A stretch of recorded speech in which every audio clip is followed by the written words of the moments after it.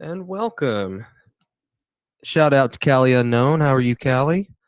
A little bit of a different time slot this evening. We usually do this a couple hours later, so hopefully people will continue to trickle in.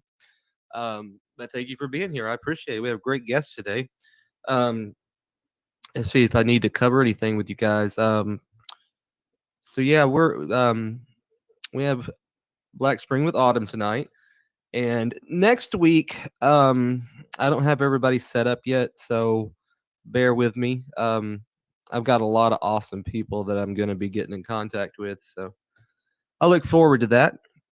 But anyway, I'm getting over a little bit of a stomach bug, so I'll try to be super awesome tonight. All right. Well, our guest tonight is Black Spring with Autumn. She has her own channel, Black Spring with Autumn, and I found her through Native Conservative, and she has a really great show. I really enjoyed it, and she's very intelligent. And I was like, well, I'm gonna get her on the show and talk to her. So, I love having other content creators on the show, and just expanding everybody's, spanning the community and whatever. So there we go. So I'm about to bring her up now. If you have any questions, you feel free to type those in the chat. We may address some of those as well. Greetings.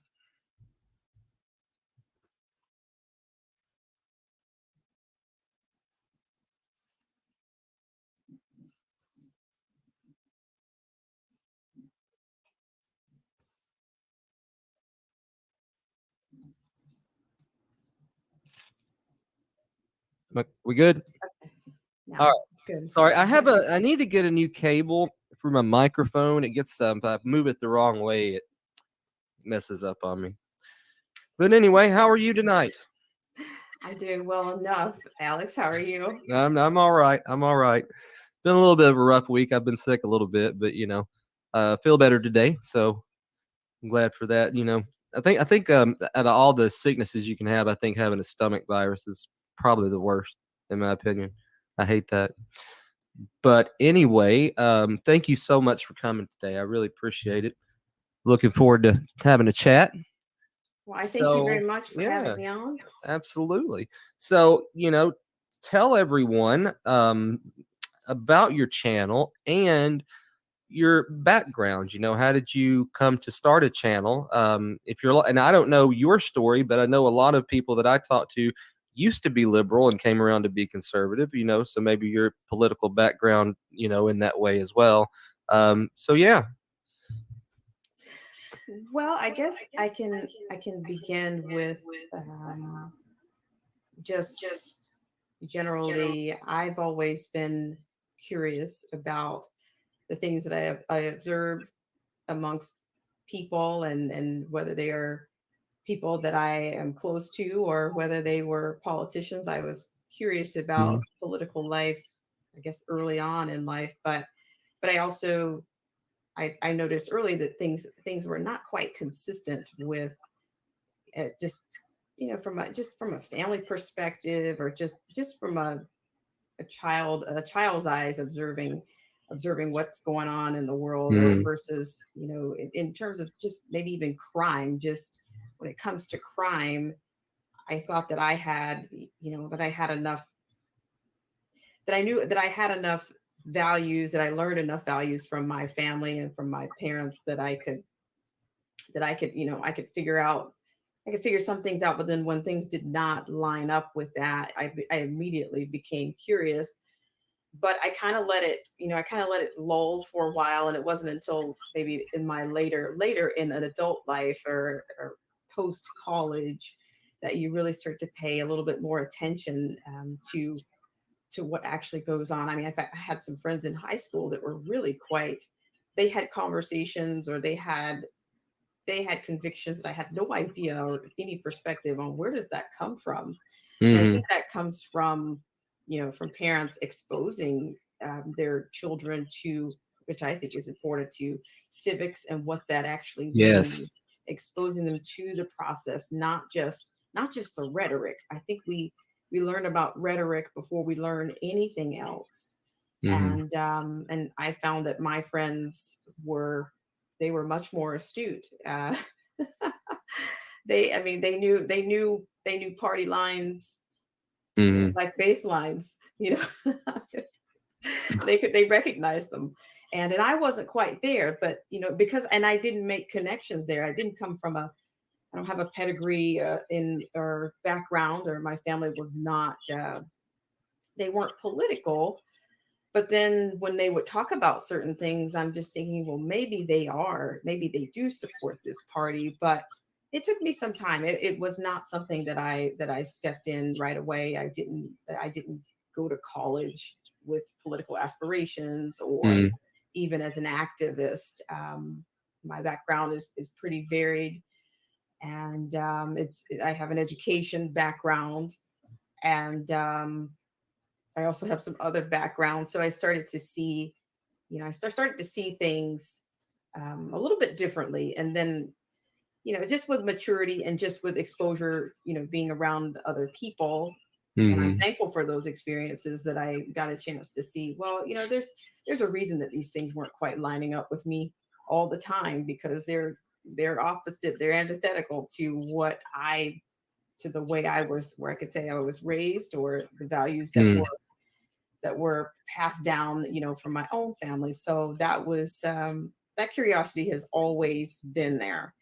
But what I can say is, probably 2015, it was before that. I would say during the Obama administration, I think I think everyone was, and even him, I didn't really take to him right away. Because I think people should earn their earn you should earn perception, and you should earn the Mhm. trust in people. And it took some time for me to kind of accept, who he was. So it's like, to me, the eyes became open, and that seemed like a good idea. So I ended up, I voted for him 2 terms. And it was before the end of his second term that I was, it's okay, this is not quite, you're condoning, or you're giving legitimacy to things that you shouldn't. You're an elite, and but you are making equivalencies to things. The comment that he made about, his son would look like this and this kind Yeah. of bit. I was certain. It just seems like the whole, dare I say, the whole riot, once that riot culture came in, and then other things, there are other inconsistencies were coming up into the 2016 elections. By the time, I was already disenchanted, and just, this is not quite, I'm not sold. I'm not buying what you guys are selling. I'm not, no, I don't care what the majority is doing. I No, this is not, this is even further, I'm Mhm. further away from being aligned with this at that point. Yeah, I voted for Obama the first time, and I thought, I think I had the same thought a lot of people were thinking, that if we could have a black president, that it would really help with racial unity in the country. Like, I really believed that, at that time. I was, because I mean, things just haven't been, racially unified, and I mean, ever really. And so, I just thought it would be very helpful to bring the country together. And it seems to, absolutely done the opposite. But, um, I didn't vote for him the second time, but I did vote for him the first time.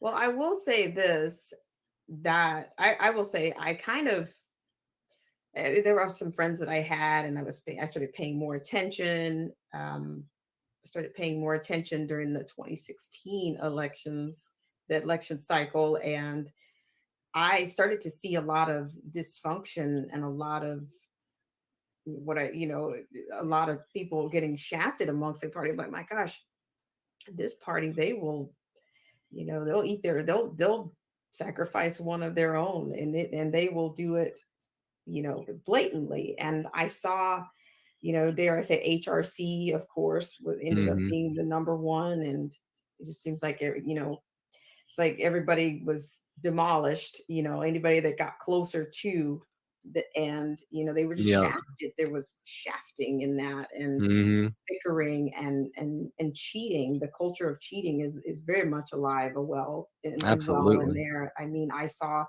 to see the network, the the CNN. I started to see that place in a much different light. Their correspondence and the sharing. I don't want to replay the top 10, but the Yeah. sharing of the questions. And I'm just thinking, how can anybody have any integrity? How can you keep how can you keep this up? Yeah. Hmm. And then there was it seems like there were two people that were exposed, at least two people that were exposed before they even got to the end of the election cycles. It was a lot was being exposed about that party at the time. And for even for me, HRC, I kind of, I did a primer for me was I actually did a walk away video, and it was an Oh, 11th awesome. hour, it was an 11th hour walk away video. Yeah. I imagined it was shadow banned like many others. Um, but I wasn't like, but I don't really consider myself a true red pillar, or no, I don't. But I think that I pretty much discussed what my perceptions of the party was, and the healthcare and the socializing of the healthcare, all of those Hmm. issues directly affected me. So this wasn't anything anybody was telling me. These were my experiences that I was able to reflect on. And when you're paying attention, it's not going to get past you. And these are the representatives, and people just don't pay attention. I think people want to distance themselves, but it's funny, they want to distance themselves from institutions that affect our lives the most. And I find that's even more staggering. Oh, well, I don't get into politics. Well, I'm like, well, I didn't, Yeah. they kind of chose you didn't really have anything to do with that. Hmm. you know Yeah. what do you mean you don't get into it? It's a template and you're already in it. Did you know Y- that? Exactly. I mean, you hear that a lot, and one thing I've talked a lot about on the show is how do you get people motivated? Little story we're dealing with here where I live. Across the street, the city bought this land. It was like 100 acres to build a park, and they even had a meeting set up at the school where they drew up plans for the park and let us like vote on and decide which plan we like the best. And now, 3 years later, it hasn't been built, and the city comes and says, "Hey, we're going to just sell this land and turn it into commercial property." And so we're dealing with that right now, and we're trying to get the local citizens involved. And my wife, she's kind of been running it, and she's frustrated because you just can't get people, even in their own community, like that. It's so frustrating to try to get people involved in stuff. I don't know. I don't know why it's so hard. Well, I can see that. I have that was originally a part of and it's still a part of what I try to do. I try to come up with some solutions and Hmm. some level of activism. It's not We're not full on activism, but I tried to bring some level of education as to what are civics, what are our responsibilities beyond that, the general elections or the primaries, and things that you can do to be involved in it. And for what you were mentioning, just attending a city council meeting, or Exactly. just attending a school board meeting. These are things that actually affect you. They affect your taxes. They affect your Hmm. the representation. And these other groups, they are, whether you want to call them leftists, progressives, or whomever, they are going to stand up for what they believe in, and they're going to fight for it. But when you're not there, you cannot you can't abort any kind of, or you can't preempt any kind of takeover. You can't preempt any of that speed bump that really didn't need to be there, or you can't do it. You can't really affect any of those issues or any of that potential change if you're not there. I mean, Absolutely. I've had I've, and a lot of times it's difficult to get into politics with people. It's difficult to get into civics. And I think what I've tried to convey on my channel is that I think most people don't realize we do a lot of reacting to what happens at the federal level in these Hmm. post general elections. But our closest seat in power, it starts either at the city or the county level. Those are your closest seats. That's your closest accessibility. is in your county and in your city. So if you start there, if you can maybe make those situations better, or be at least be aware, see what's on the agenda. If it's not, maybe you can add something to the agenda, or be, give your input on what's happening in your area, because they set up committees, and then they partner with NGOs, and that's how the outsiders, for a lack of a better word, end up coming into communities and getting things started. Is because they actually took the time. They know their rights. Most people that Right. are doing, whether they're radical things, or whether they're trying to bring in new things out, they they know the power of that seat. They know the power of that city. They know the power of that county.